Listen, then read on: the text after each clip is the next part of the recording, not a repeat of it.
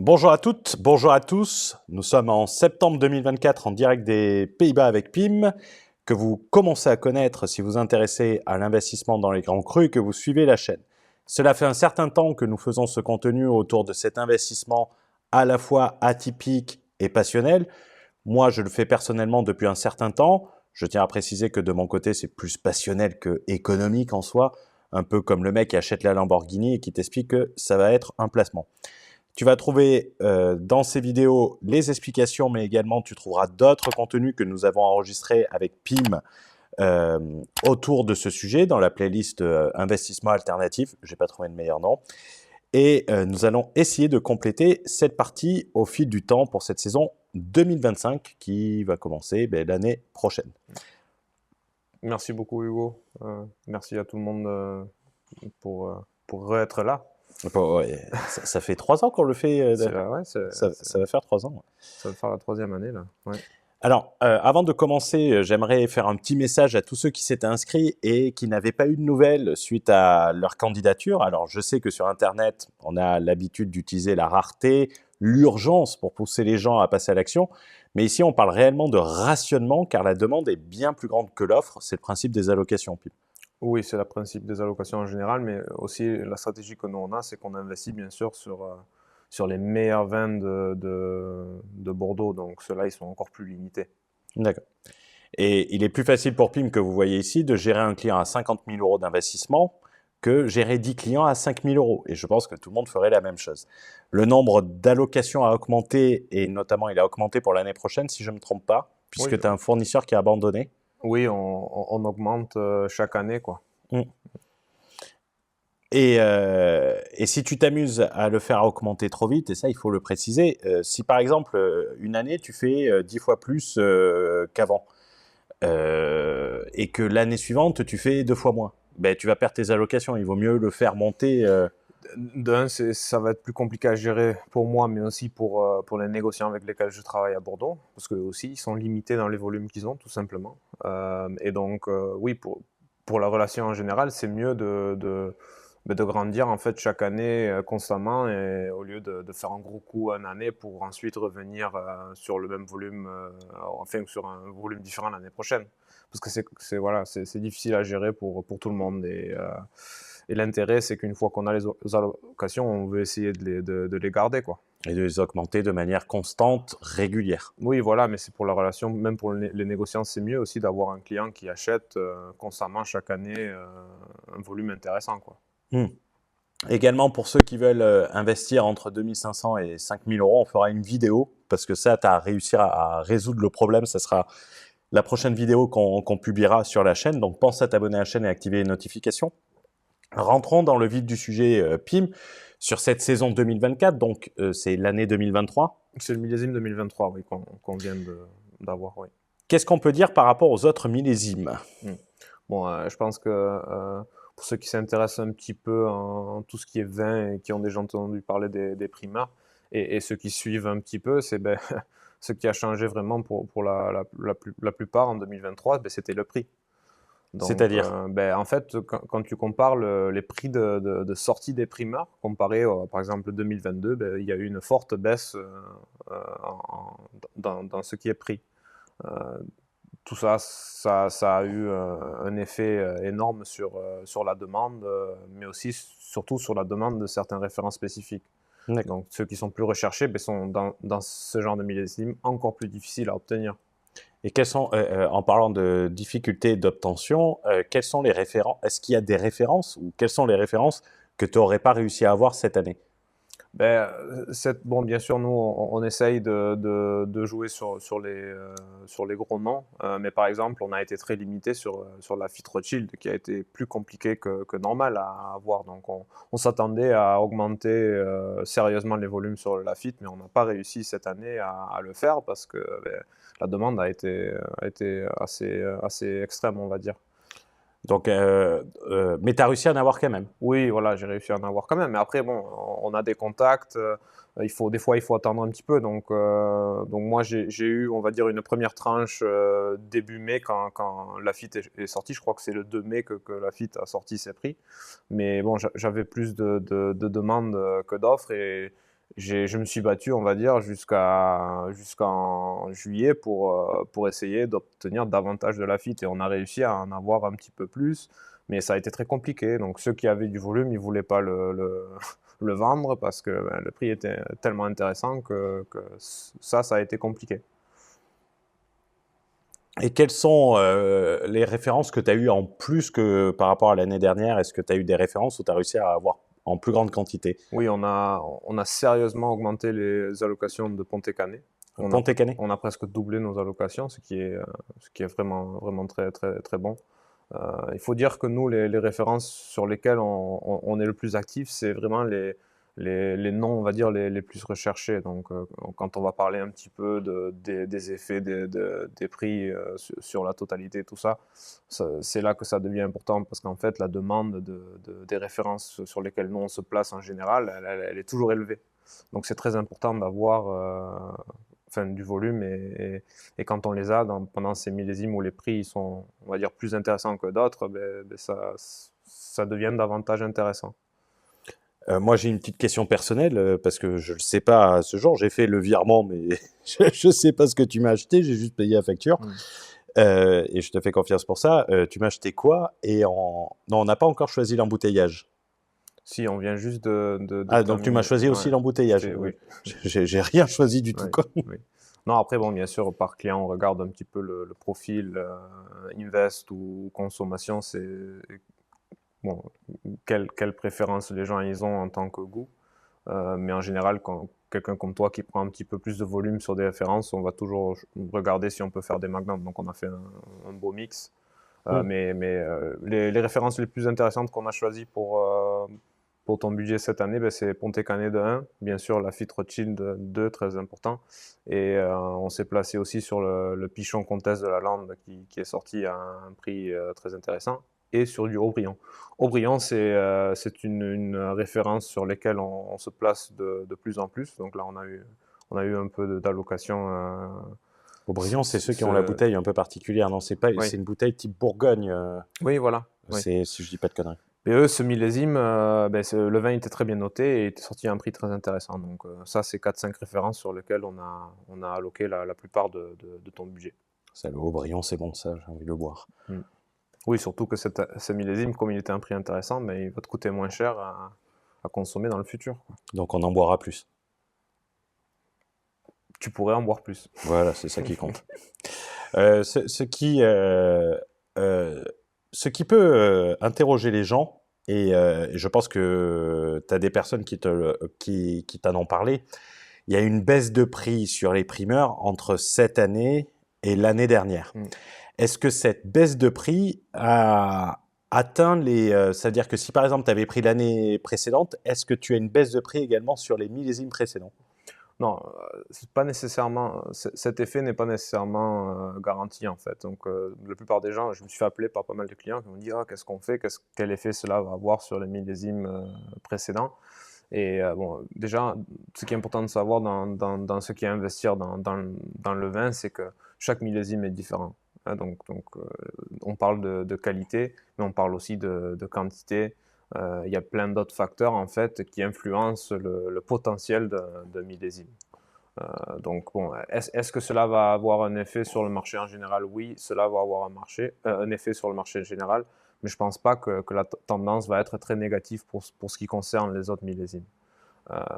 Donc voilà, donc il faut regarder un petit peu plus en détail. Donc prendre un peu de hauteur, quoi. Oui, voilà, donc ce millésime-là, qualitativement, il est moins bon déjà que le millésime 2022. Donc oui, ils ont augmenté pas mal les prix, mais qualitativement, il est différent. Il faut dire en deux que le volume de ce millésime, il y a vachement plus de volume produit que 2022 aussi. Donc il y a beaucoup, il y a plus de volume.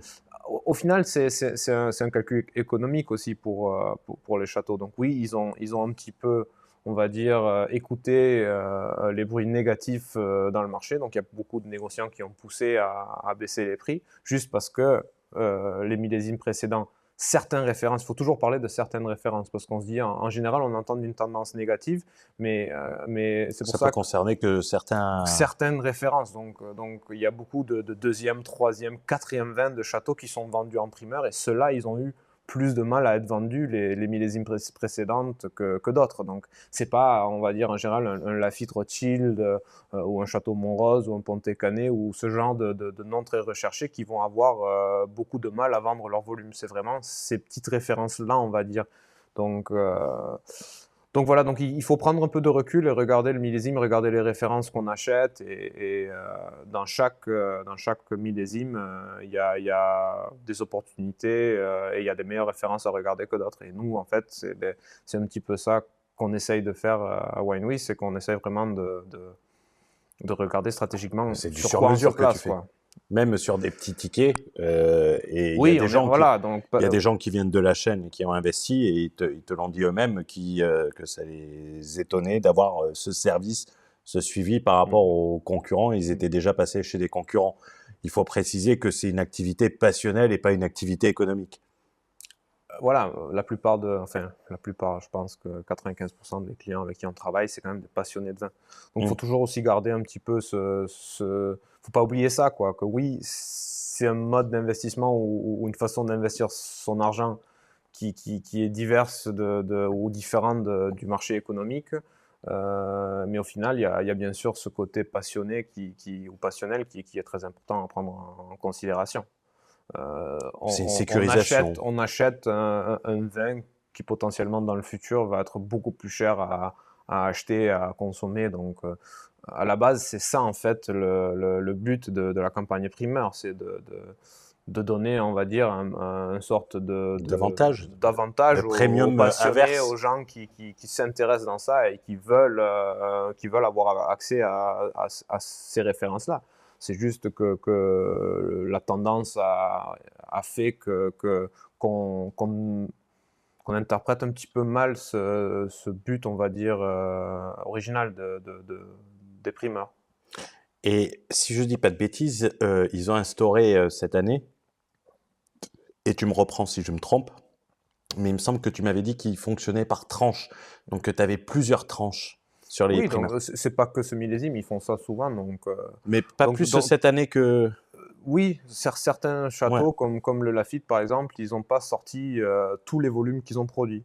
d'accord. Aussi, ils ont un petit peu, on va dire, ils ont écouté ce que les gens y voulaient, ils ont sorti leur vin à un prix, on va dire, inférieur aux précédentes années. C'était quoi Pour, la pour, différence pour donner un ordre d'idée?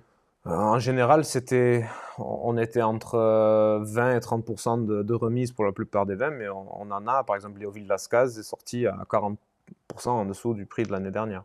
Donc il 40% y a du... vraiment eu des remises très intéressantes, quoi. Ouais, donc ça...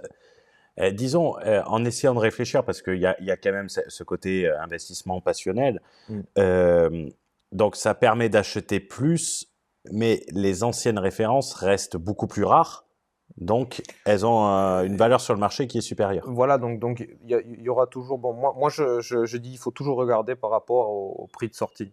Hmm. Hein, donc 2022, millésime 2022 est sorti à un prix, a eu des notations.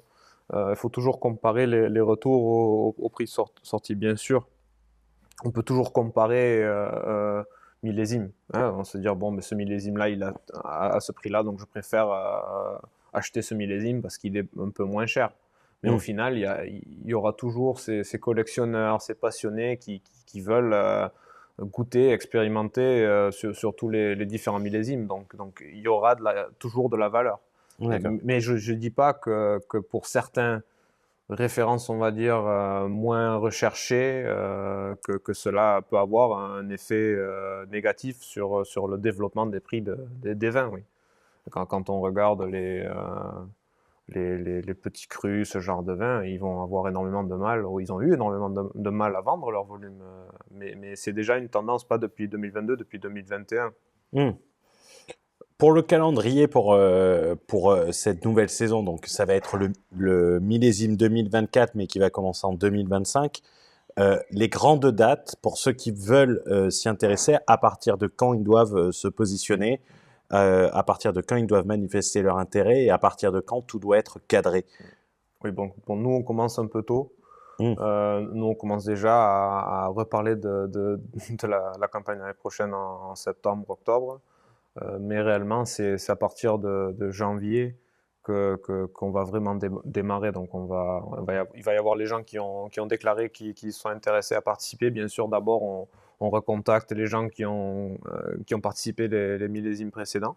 Mm. Et on commence à faire le plan pour le millésime 2024. Donc janvier, c'est important d'avoir déclaré intérêt.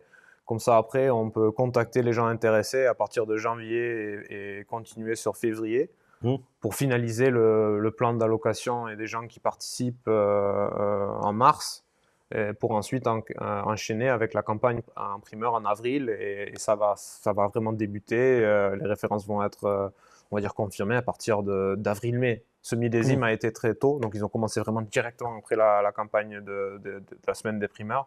Mais ça peut prendre jusqu'en mai-juin pour débuter aussi. Donc, mais c'est à peu près comme ça le timeline, quoi. Et moi, ça, je te l'avais demandé parce que vu que je reviens en France, moi, cette année, je t'avais dit, ouais, on peut pas y aller aux primeurs cette année pour faire du contenu, mais même pour voir, moi, ça me... Oui, mais pas de problème. S'il y a des gens qui ont des questions, n'hésitez pas. Vous avez en avant, dans les commentaires, en avant pour vous préinscrire. C'est un simple questionnaire et Pim vous contactera directement.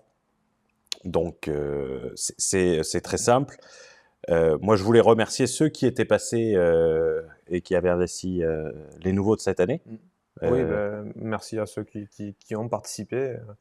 C'est cool de voir parce que chaque année, il y a de nouveaux gens, des gens... Quelquefois, des noms que tu vois, qui étaient venus une première fois et qui sont venus sur cette année-là. Oui, donc, pas tout le monde a décidé d'investir avec nous. Bon, bien sûr, on n'a pas eu l'occasion de parler avec tout le monde parce qu'on a pas mal rempli, de demandes. Mais tu as rempli 100% des allocations qui t'étaient accordées, quoi. oui, on essaye toujours de les augmenter. D'accommoder le plus que possible. Mais bon, comme on veut garder ce service et la qualité, c'est le plus important. Et de pouvoir aussi, comme on vient d'expliquer, de garantir quand même un accès à des références qui sont qualitatives et intéressantes, et où il y a cette demande, où il y a, on va dire, si on va regarder le vin en tant qu'investissement, qu'il y a plus de sûreté, on va dire. Il faut gérer les allocations, c'est tout simple. Pim, je te remercie et on se retrouvera avec ceux qui veulent investir. On fera un live. Il faudrait le prévoir quand, le live? Je pense que le live serait bien de le préparer pour fin janvier, mi-février, pour pouvoir répondre aux questions. On fera un live et pour ceux qui sont inscrits, on fera un live YouTube. Je reviendrai, moi, c'est pas un problème. Et on fera un live pour répondre aux questions en direct des gens. On l'annoncera bien en avant. Je pense que je le programmerai début janvier avec la date et tout. Comme ça, les gens pourront venir poser des questions, échanger. Ce ne sera pas un webinar de vente. Ce sera vraiment une session de questions-réponses sur ce que veulent les gens, les interrogations, les craintes qu'ils ont, parce qu'il y a toujours des craintes sur ce secteur. Et comme ça permettra de répondre au maximum en direct aux gens. Oui, avec plaisir. Et sinon, tu rajoutes le lien de mon site. Ouais, les gens ils peuvent prendre contact aussi directement à travers là. Si jamais il est mis sur le questionnaire. J'ai mis le lien à la fin. J'ai mis le lien à la fin pour expliquer comment ça se passe. Je suis pas payé pour ça. C'est un vrai Hollandais et les Hollandais sont connus pour être radins. Et je le fais bénévolement.